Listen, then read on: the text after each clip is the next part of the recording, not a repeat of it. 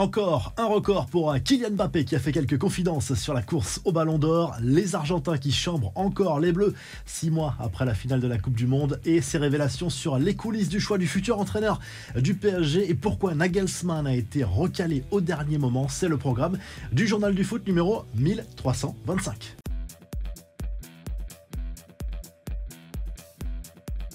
Kylian Mbappé, toujours plus haut, toujours plus fort, l'attaquant des Bleus qui a marqué l'unique but du match face à la Grèce lundi soir lors des éliminatoires de l'Euro 2024 au Stade de France est entré au panthéon du football français avec ses 54 buts.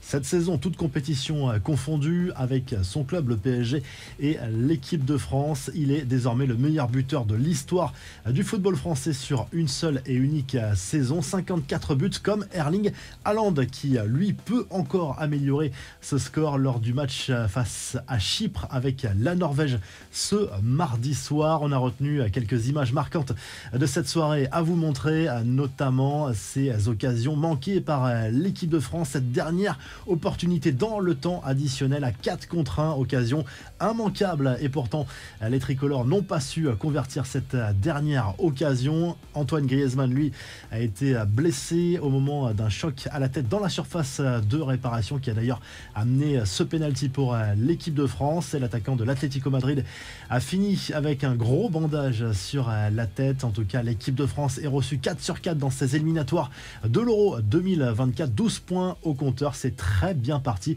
pour la qualification pour les joueurs de Didier Deschamps. Après ce match, Kylian Mbappé a fait quelques confidences sur TF1. L'attaquant parisien a notamment parlé du Ballon d'Or. Haaland et Messi sont les deux favoris, mais le numéro 10 des Bleus pense avoir sa chance.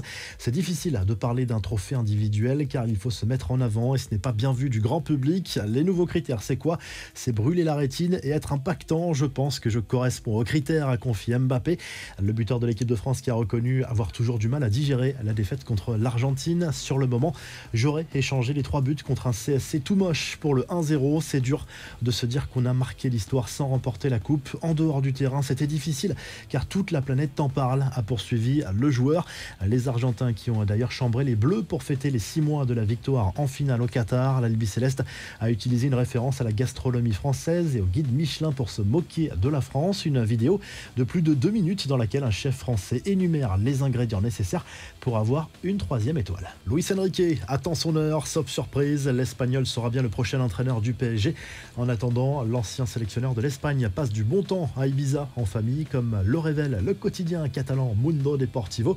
Il reste encore quelques détails à régler avant de valider cette arrivée, mais RMC Sport nous révèle les coulisses des négociations et nous apprend qu'il a fait forte impression lors de ses entretiens avec Nasser El Khelaifi et Luis Campos. Les deux hommes ont été impressionnés par son charisme et sa volonté de faire bouger les choses dans le vestiaire, son énergie également. Tout le contraire de Julian Nagelsmann qui visiblement a fait preuve d'une grande arrogance lors de ses échanges avec le PSG. L'équipe nous apprend par ailleurs que Luis Enrique pourrait remettre Marco Verratti et Neymar au centre du projet, alors que les deux joueurs étaient plutôt annoncés sur le départ ces dernières semaines. Concernant le départ de Christophe Galtier, on reste au point mort. Le technicien français n'a toujours aucune nouvelle concrète du PSG quant à sa rupture de contrat. Allez, on passe aux infos en bref. Et d'abord, cette excellente nouvelle concernant Sergio Rico. Sa femme, Alba Silva, a confirmé la sortie du coma du gardien du PSG, qui a en plus donné de vrais signes d'amélioration de son état de santé en reconnaissant ses proches et en communiquant très brièvement avec sa femme. Karim Benzema est-il parti en froid du Real Madrid? En tout cas, l'attaquant français ne suit plus le club espagnol sur les réseaux sociaux, sans réelle explication de la part de la presse espagnole, qui s'interroge tout de même sur ce choix, seulement 2 semaines après l'annonce de son départ du Real. Il faut tout de même préciser que le club merengue en a fait de même sur les réseaux, mais c'est une habitude pour les Espagnols qui ne suivent que les joueurs de leur effectif. Pep Guardiola, lui, a fait quelques confidences sur le mercato et le coach de City n'a pas échappé à une question sur la possibilité de voir débarquer Kylian Mbappé chez les Sky Blues. Non, il ne rejoindra pas Manchester City. Vous savez déjà où il veut aller, a simplement lâché le technicien espagnol. Des dates à noter pour les supporters de l'OM et du PSG PSG. Le calendrier complet de la Ligue 1 n'a pas encore été dévoilé, mais Prime Video a lâché les dates des prochains classicos de la saison prochaine. Premier rendez-vous au Parc des Princes le dimanche 24 septembre, avant de se retrouver 6 mois plus tard au Vélodrome le 31 mars. Et en Belgique, le psychodrame continue après le départ de Thibaut Courtois de la sélection. Selon le sélectionneur des Diables Rouges, Domenico Tedesco, le portier du Real n'aurait pas apprécié d'avoir à partager le brassard de capitaine. C'est totalement faux selon Courtois, qui affirme avoir quitté la sélection sur blessure. Il regrette surtout qu'une conversation privée soit déballée dans les médias. La revue de presse en Angleterre, le Star Sport salue le carton des Three Lions lors de ses éliminatoires de l'Euro 2024. Une victoire 7-0 face à la Macédoine du Nord avec un triplé de Saka, notamment le joueur d'Arsenal brillant.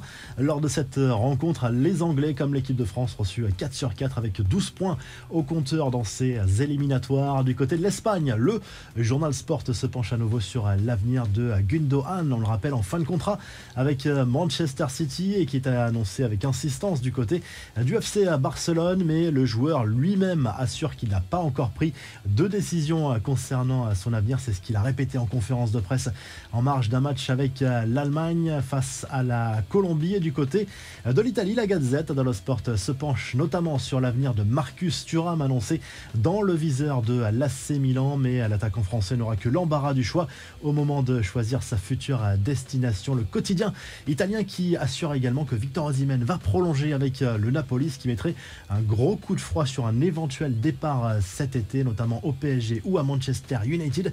N'oubliez pas de liker et de vous abonner. On se retrouve très rapidement pour un nouveau journal du foot.